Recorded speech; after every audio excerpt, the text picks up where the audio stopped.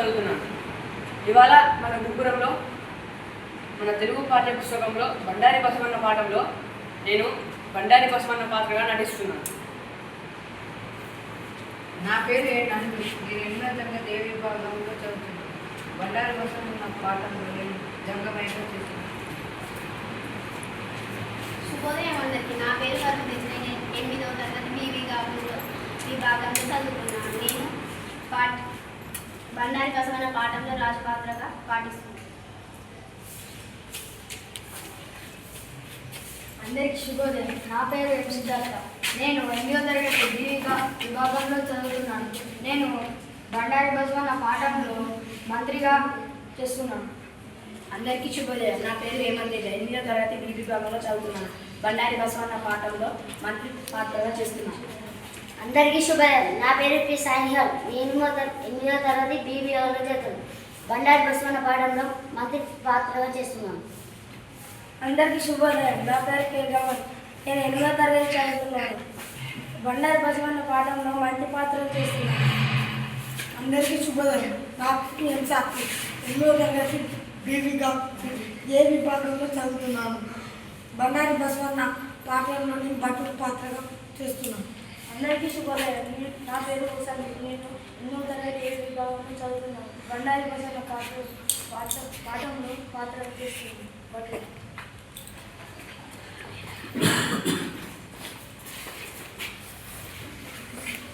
రండి స్వామి, రండి.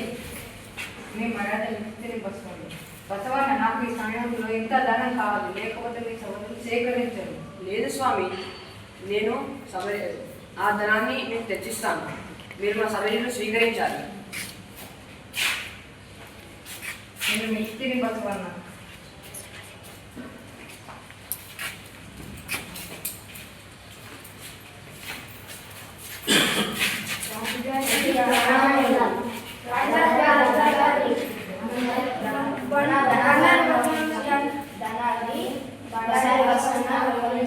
ఏంటి నిజమా? తక్షణమే బండారి బసవన్నని పిలిపించండి.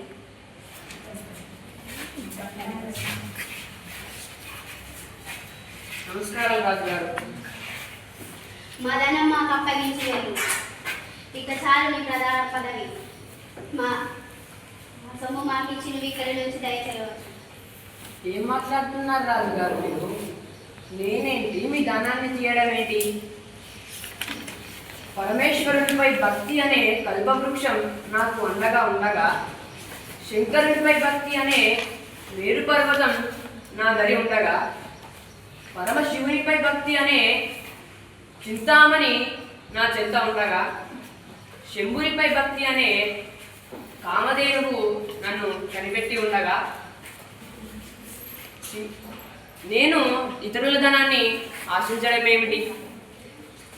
సింహం ఎక్కడైనా గడ్డి మేస్తుందా? పాల సముద్రంలో ఆటలాడుకునే హంస మరుగునీళ్ళల్లో నీరు త్రాగుతుందా? మామిడి పండ్లు తినే చిలుక బూరుగు చెట్లు పండ్లను కన్నెత్తైనా చూస్తుందా? ఏనుగు పిల్ల పందిపాలు తాగుతుందా? ఇవన్నీ చెప్పాక మళ్ళీ నా పైన మీకు అనుమానం ఉంటే ధనాగారంలో ఉన్న పెట్టెలన్నీ లెక్కిద్దాం. ధనం భటులారా, ధనాగారంలో నుండి ధనమైన పెట్టెలు తాళాలు తెరవండి.